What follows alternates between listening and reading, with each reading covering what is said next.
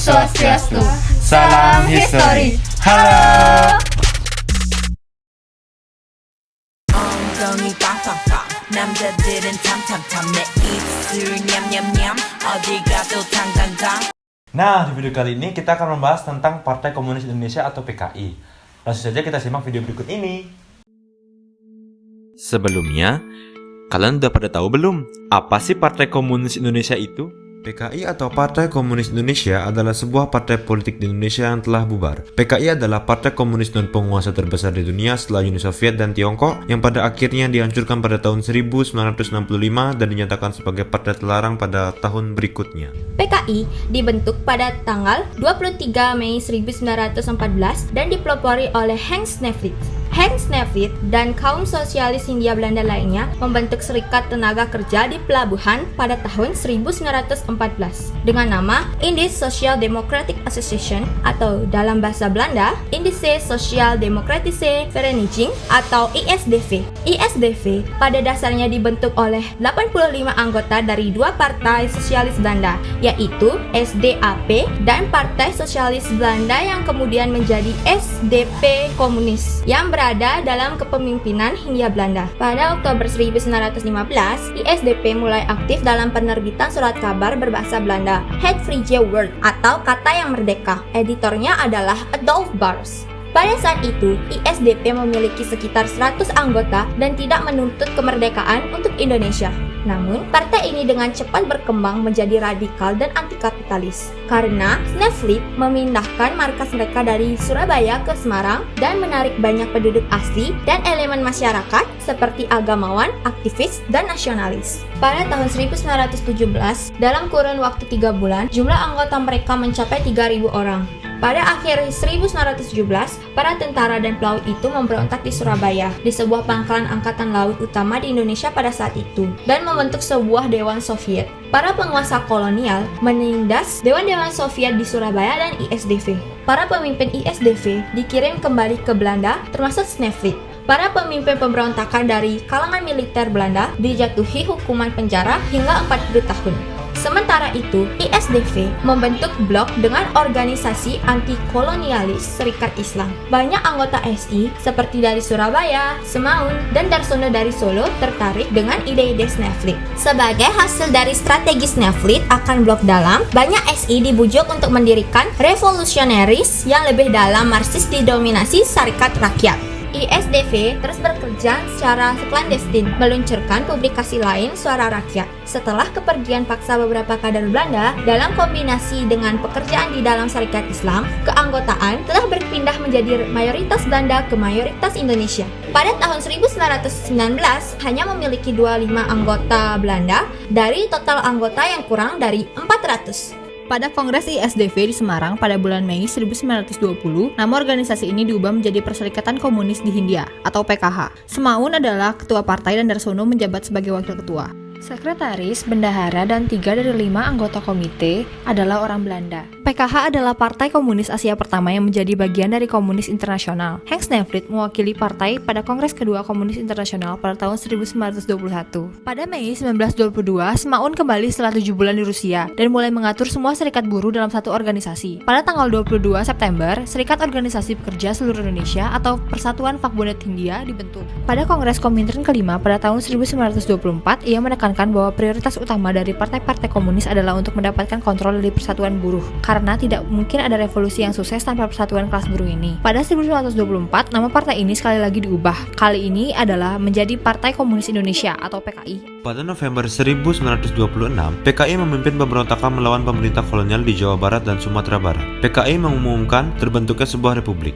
Bersama Alimin, Musa yang merupakan salah satu pemimpin PKI di era tersebut sedang tidak berada di Indonesia. Ia sedang melakukan pembicaraan dengan Tan Malaka yang tidak setuju dengan langkah-langkah pemberontakan tersebut. Pemberontakan ini akhirnya dihancurkan dengan brutal oleh penguasa kolonial. Ribuan orang dibunuh dan sekitar 13.000 orang ditahan, 4.500 dipenjara, sejumlah 1.308 yang umumnya kader-kader pada diasingkan, dan 823 dikirim ke Bovendigul, sebuah kamp tahanan di Papua. Beberapa orang meninggal di dalam tahanan. Banyak aktivis politik non-komunis yang juga menjadi sasaran pemerintah kolonial dengan alasan menindas pemberontakan kaum komunis. Pada 1927, PKI dinyatakan terlarang oleh pemerintah Belanda. Karena itu, PKI PKI kemudian bergerak di bawah tanah. Rencana pemberontakan itu sendiri sudah dirancang sejak lama, yakni di dalam perundingan rahasia aktivis PKI di Prambanan. Rencana itu ditolak tegas oleh Tan Malaka yang merupakan salah satu tokoh utama PKI yang mempunyai banyak massa terutama di Sumatera. Tan Malaka memprediksi bahwa pemberontakan akan gagal, karena menurutnya basis kaum proletar Indonesia adalah rakyat petani, bukan buruh seperti di Uni Soviet. Penolakan tersebut membuat Tan Malaka dicap sebagai pengikut Leon Trotsky yang juga sebagai tokoh sentral perjuangan revolusi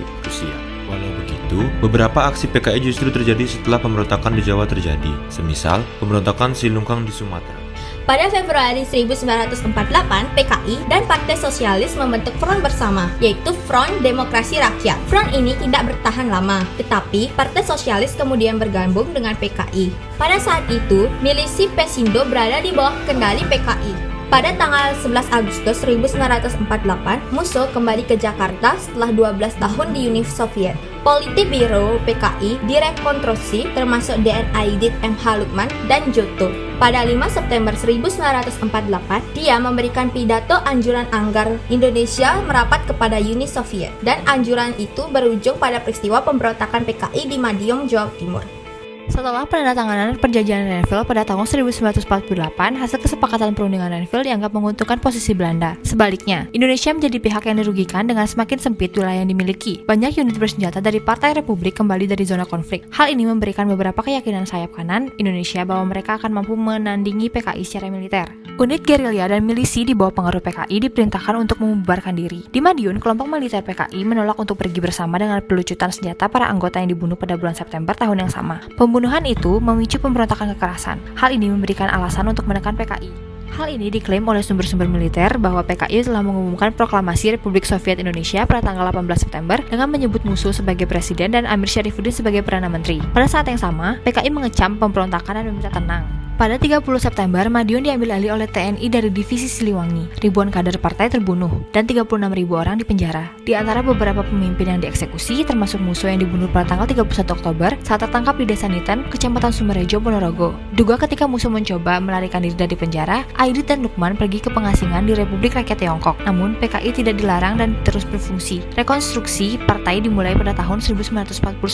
Pada 1950, PKI memulai kembali kegiatan penerbitannya dengan organ-organ utamanya yaitu Harian Rakyat dan Bintang Merah. Pada 1950-an, PKI mengambil posisi sebagai partai nasionalis di bawah pimpinan DN Aidit dan mendukung kebijakan-kebijakan anti-kolonialis dan anti-barat yang diambil oleh Presiden Soekarno. Aidit dan kelompok di sekitarnya, termasuk pemimpin-pemimpin muda seperti Sudisman, Lukman, Joto, dan Sakirman, menguasai pimpinan partai pada 1951. Pada saat itu, tak satu pun di antara mereka yang berusia lebih dari 30 tahun. Di bawah Aidit, PKI berkembang dengan sangat cepat, dari sekitar 3.000 sampai 5.000 anggota pada 1950 menjadi 165.000 pada 1954 dan bahkan 1.500.000 pada 1959. Sebelum pemilihan 1955, PKI disukai Soekarno untuk rencana demokrasi terpimpin dan merupakan pendukung aktif Soekarno. Pada pemilu 1955, PKI menempati tempat keempat dengan 16% dari keseluruhan suara. Partai ini memperoleh 39 kursi dari 257 kursi yang diperebutkan dan 80 dari 514 kursi di konstituante.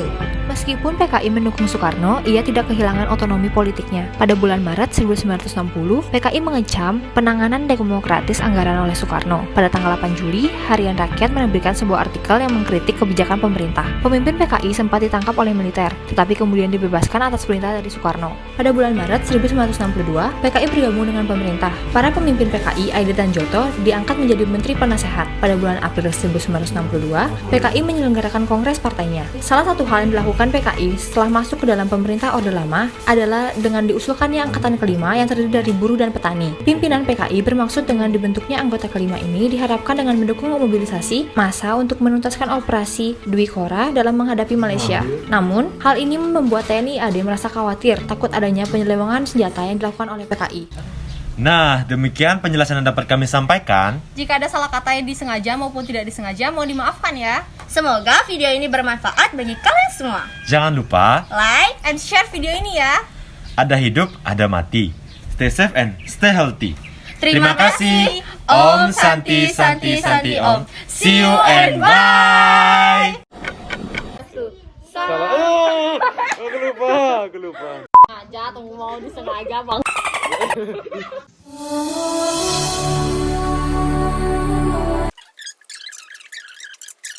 Nah, di video kali ini ulang.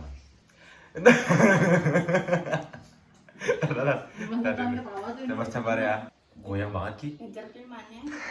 Aku nggak bisa.